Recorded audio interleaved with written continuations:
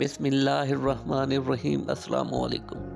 حضرت بابا فرید الدین مسعود گنج شکر رحمۃ اللہ علیہ اپنی سیاحت کا ایک قصہ بیان کرتے ہیں کہ جن دنوں میں بخارا کی ایک مسجد میں مقیم تھا، مجھے پتہ چلا کہ یہاں بخارا میں ایک درویش مقیم ہے۔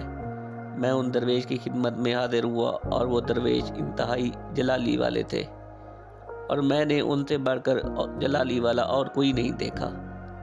ان کی نگاہیں آسمان کی جانب بلند تھیں اور وہ کسی سوچ میں گم تھے۔ میں ان کا منتظر رہا حتیٰ کہ 3 دن بعد وہ اپنی کیفیت میں واپس لوٹے، اور پھر میں نے انہیں سلام کیا۔ انہوں نے میرے سلام کا جواب دیا اور معذرت خواہ انداز میں کہا، تمہیں میری وجہ سے مشقت برداشت کرنا پڑی، جس کے لیے میں تم سے معذرت چاہتا ہوں۔ پھر مجھ سے کہا کہ بیٹھ جاؤ۔ میں بیٹھ گیا، اور پھر ان درویش نے مجھے بتایا کہ میں شمس العارفین کا نواسہ ہوں اور 30 برس سے اس جگہ پر مقیم ہوں، اور مجھے اتنا عرصہ گزرنے کے بعد بھی حیرت اور وحشت کے سوا کچھ نہیں ملا۔ کیا تمہیں اس کا علم ہے کہ اس کی کیا وجہ ہے؟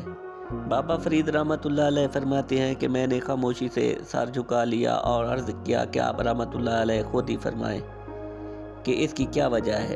انہوں نے فرمایا کہ یہ صراط مستقیم ہے، اور جس نے اس راستے میں نیک نیتی سے قدم رکھا وہ اس راستے سے گزر گیا، جس نے معمولی سی بھی غفلت کا مظاہرہ کیا وہ جل کر راکھ ہو گیا۔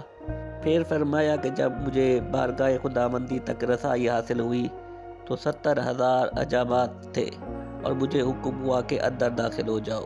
جب میں اندر داخل ہوا تو پہلا حجاب ہٹا دیا گیا، اور میں نے وہاں فرشتوں کو دیکھا جو اپنی نگاہیں اٹھائے اپنی شان کے مطابق اللہ تعالیٰ سے التماس کر رہے تھے کہ ہم تیرے دیدار کے خواہ ہیں۔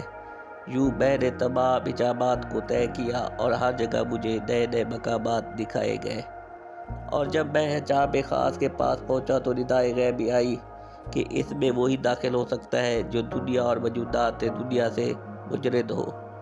میں نے عرض کیا، میں سب کچھ ترک کر چکا ہوں۔ ندائے غیبی آئی کہ جب تم سب کچھ ترک کر چکے تو تم ہمارے ہو گئے، اور پھر میری آنکھیں کھلی تو میں اپنی جگہ پر موجود تھا۔ بابا فرید رحمۃ اللہ علیہ فرماتے ہیں، میں نے مغرب کی نماز ان درویش کے ساتھ ادا کی، اور ادائیگی نماز کے بعد غیب سے 2 پیالے جو کے اور 4 روٹیاں ظاہر ہوئی۔ انہوں نے مجھ سے فرمایا کہ انہیں اندر لے آؤ، اور پھر ہم دونوں نے مل کر وہ کھانا کھایا، اور ایسا لذیذ کھانا میں نے پہلے کبھی نہیں کھایا تھا، اور اس کی حلاوت آج بھی میں محسوس کرتا ہوں۔ رات ہوئی اور ہم نے نماز عشاء کے بعد سو گئے۔ صبح جب میں بیدار ہوا تو وہ درویش وہاں موجود نہ تھا، اور اس کے بعد ان کا کچھ پتہ نہ چلا کہ وہ کہاں چلے گئے۔